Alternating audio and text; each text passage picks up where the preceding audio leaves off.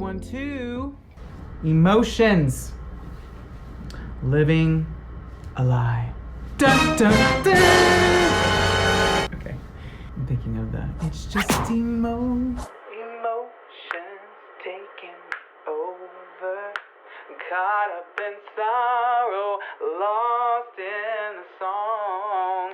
So last time we talked about how feelings come from thoughts and our thoughts shape our beliefs, and how when we feel something, that can expose what we truly believe. Whether or not we think we believe something or not, our feelings can help us circumvent all the thinking and go, wait, why am I feeling this way?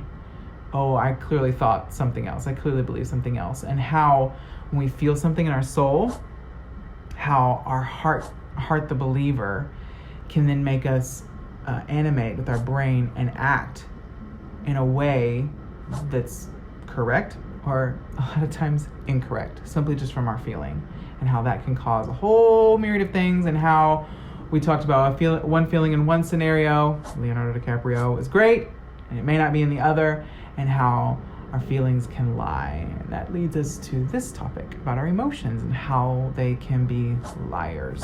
If you want more about that, go check out my other video.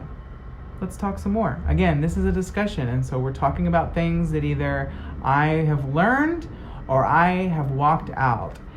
These are my notes. This is me here talking. Wait, Mariah Carey? Isn't there a song?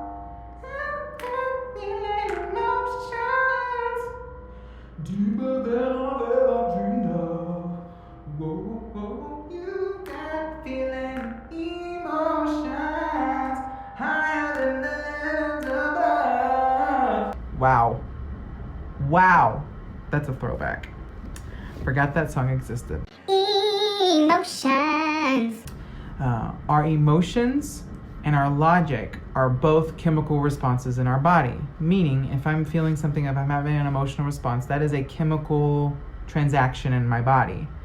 Also, logic, meaning understanding, where like I'm opening a book. Light is hitting the words, I'm reading it. It's turning into knowledge. So it's a chemical reaction in that regard in my body. So whether I've arrived at a decision logically or I've arrived at a decision emotionally, those both can end up at a belief, as a chemical reaction, as a decision, as a stance I make, as a belief in myself. We already know that thoughts turn into beliefs. Where are you allowing your beliefs to come from?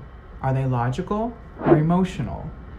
And instead of allowing our emotions to be the decision maker, I think we need to practice, myself included, practice inserting logic and letting logic help us make decisions and come to a belief, instead of just allowing our emotions to be in control. We should allow our emotions to be the warning devices. I'm immediately reminded of the canaries that they would take down into the mines whenever there were lots of, when mining was, done by humans instead of by a lot of machinery. Anyway, where I'm going with this is they would take a canary down so that when the air got thin or the air quality got really low and it could potentially be hazardous or deadly to the workers, the canary would go first. Is that what I was trying to say? Gosh. Pull it together, Kyle. Pull it together. The canary would die first, and then that was the signal. That was a warning device that, hey, we need to get it together or fix it. Something's wrong. We're alerted now that the canary's gone. Just like if we allowed the beep of the smoke detector battery being low, we all know that beep. You know the beep. And how if we treated the beep, the warning of the battery being low of the smoke detector, if we treated that like a nuclear bomb, how ridiculous that would be, but also how unnecessary that would be, right? Although one is very devastating, the other is not that devastating. However, it could, if not handled, the warning, if you don't change the battery, if not handled, could lead to something more devastating down the road. So allowing our emotions to be a warning, like, hey, you're out of order. Something's out of order in your life. Something's out of alignment. Get it together, or fix something that's broken. Letting it warn us of things that could potentially be deadly down the road or harmful down the road, instead of Chicken Little, the sky is falling with every emotional high and low that's happening. Too many times, I keep looking that way. I'm just looking, there's nothing there. Too many times people allow their emotions to lead the conversations, to lead their choices. And by all means, our emotions by nature are dramatic. So I get it. But if they always led our conversations and our choices, instead of inserting knowledge, inserting understanding, inserting experience, you see how those results could be very different if you just went on your emotions. I'm immediately thinking of the follow your heart. Man, let me tell you, I can't get into all the times that my heart was wrong. And if I had followed my heart, no, you don't want to talk to that guy. That guy is not the guy here. Don't allow our emotions to always lead the conversation, always lead the choices that we make. Our emotions should be like thermometers and not like thermostats. That's another example, because the thermometer simply just is a reading. It's an indicator. It's a data point of the temperature at this point in time. It can change, whatever. There's chemicals. You know how thermometers work, right? I hope. Whereas a thermostat has the ability to change its surroundings, to control the landscape, to alter the atmosphere around it. So we should shift from letting our emotions create the scenario, instead of allowing us to get a data point, to see, I can't think of the word, to see like when you go to the doctor for a checkup, he gives you a diagnosis. That's the word. Let it give you a diagnosis of where you are, not where you will always be, not that things can't change, but just showing us, giving us a snapshot of where we are in this point in time. Our belief system, when we allow logic and understanding and wisdom, experience, we can change the landscape like a thermostat and make things better, make things grow, make good choices. Whereas if we're only using our emotions, it's not good, man, not good. So we're left at this crossroads, right? If I'm not allowing my emotions to dictate the scenario, and that's how I feel. I trust myself at some level. So if I can't trust that, is there anything I can trust? That's what leads us to truth. Because we ask this question, is there something I can rely on? Is there something that I can stand on that's outside of me, that's outside my understanding, that won't lie to me, that won't waver or shift depending on my mood or whether I've eaten that day, right? Or what has happened to me or what someone said to me. And the truth is, yes, there is something. It's truth. The truth is that there is truth. The reality is that there is something that you can stand on and make decisions and make good choices from, and that's the truth. I've had a few discussions with people about facts versus truth, because just like a square is a rectangle, but a rectangle is not a square, truth is displayed in facts a lot of times. So truth is seen through the lens of a fact or two or whatever, however many there are. But a fact is not always the truth, meaning like a fact is one dimension and truth potentially has many dimensions. So it works one way, but not always back and forth. So in the discussion about fact versus truth, in the instance, and this is hyperbole, okay? In the scenario where we state the fact that the human head weighs 8 to 10 pounds. And I think it weighs around that. It may be less, it may be more, but follow me. Let's pretend it does. That's a fact in this moment for this story.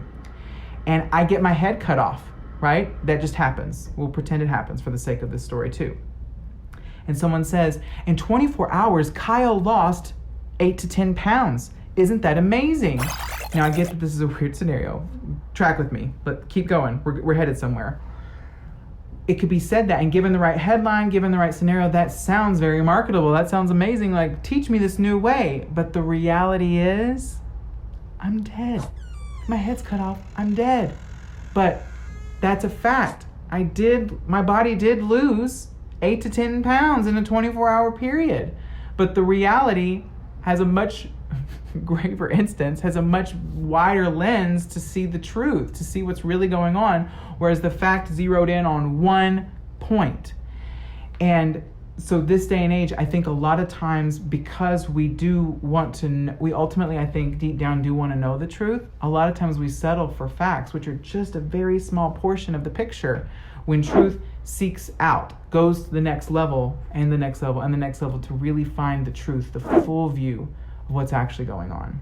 I wrote this in my notes, so I'm going to read this because it is pretty clear and I don't want to mess it up. It says, facts can be shaded, displayed, and communicated to fit a picture or story, whether intentional or not. That's just the nature of it. And a lot of times facts can be shaded one way or another, depending on the graph, depending on the view that is being shared. What I'm trying to clarify here is that truth is absolute. It's outside of you and it's outside of me. Whether we open the book and read it or not, it's still truth, right? It doesn't care what you think or I think. It doesn't care what we feel, and it doesn't bow to any other ideas. Bottom line. So when we have truth, we can insert it into our situation where emotions try to override and build beliefs based on truth and not a lie. This time, baby, I'll be bulletproof. This time, I'll be bulletproof. That's what I think of when I think of beliefs based on truth, is that regardless of the storm that's around us, like we're in the eye of the hurricane and there's cows flying around and trampling, all the world is in chaos. Yet because I believe in truth and I know truth, and I may have been able to experience and walk it out in some scenarios, but when I understand what truth really is and my part in it, my position in it, I don't feel the turbulence of the chaos around me, the lies the wrench that tries to get thrown in my day, the anxiety that tries to come over me, the overwhelming emotion that tries to stir up in me, or the fear that wants to jump on me and make me think that my future's not worth anything, the lie that I'm not good enough, any of that tries to come at me. When I know what truth is and when I know where I stand in it, whatever. So we must spend our efforts in the day-to-day, in every conversation, in every scenario, to not just take facts as truth, but to really just be open to being wrong, to being open to seeing things a different way, to get to the bottom of the truth, to really see what's going on, and not just having fast food every meal, right? We need some vegetables, we need some protein. I don't know why I went health all of a sudden, because I'm not the person to be talking about that to you. we cannot let lies disguised as facts infect our thought life, infect our conversation, relationship, and our choices, because that can impact our future, make us hesitate, make us doubt. They can make us see see scenarios that aren't there, or believe something that's not real. Or it's like you're in a one of those fun houses with all the mirrors. You're seeing things skewed. You're not seeing it clearly simply because you've allowed a lie shaded by a fact or shaded by a scenario. You've allowed it into your belief system. And I think that inherently is really difficult, because if I'm being honest, that's a lot to do. And we're we're fundamentally denying who we are in that regard, right? We're emotional beings, and to deny our emotions goes against our humanity at some level. But that's the amazing thing about truth, and when we believe it, and when we understand it, and when we trust it, is that we're able to live at a level outside of our understanding, outside of what we could ever think or even imagine.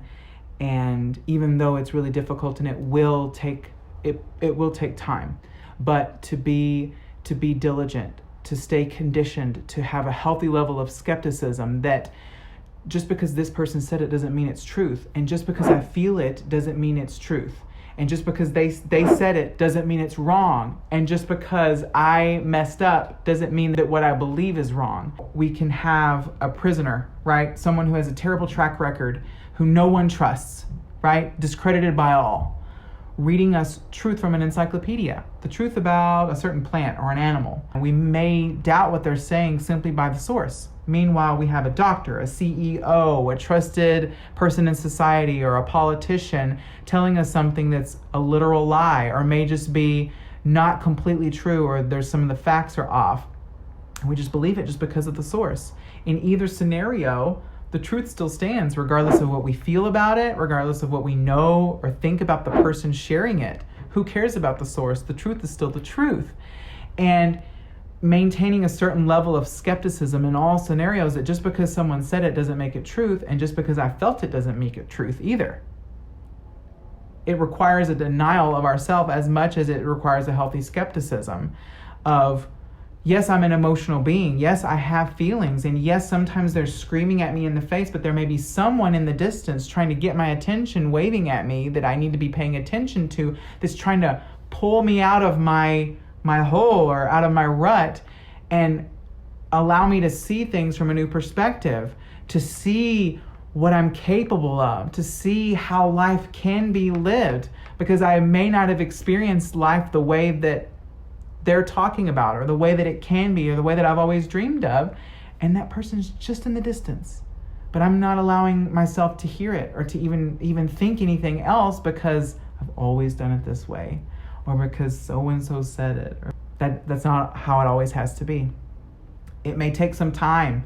Some things may come immediate. Some things may take training for a while to position ourselves, to allow truth to be injected, to heal maybe what's already infected, but allowing it to lead us from this point forward, and to be better.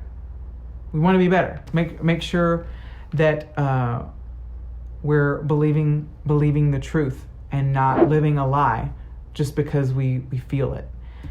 Because, man, those emotions, their lips are moving, their lips are moving, their lips are moving, because they lie, lie, lie, lie.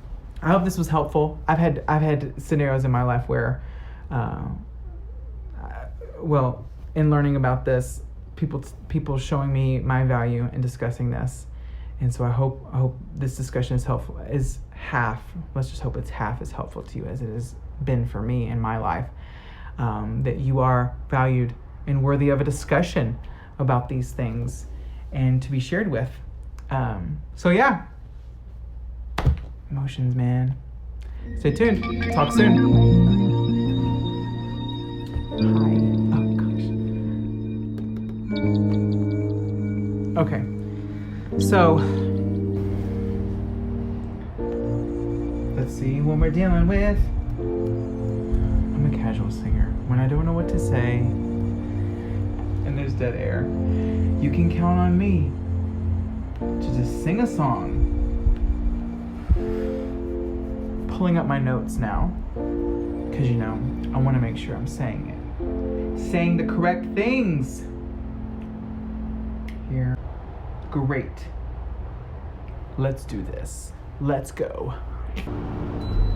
So we're gonna try this again, because I just spent over 30 minutes and the fan was blowing into the mic.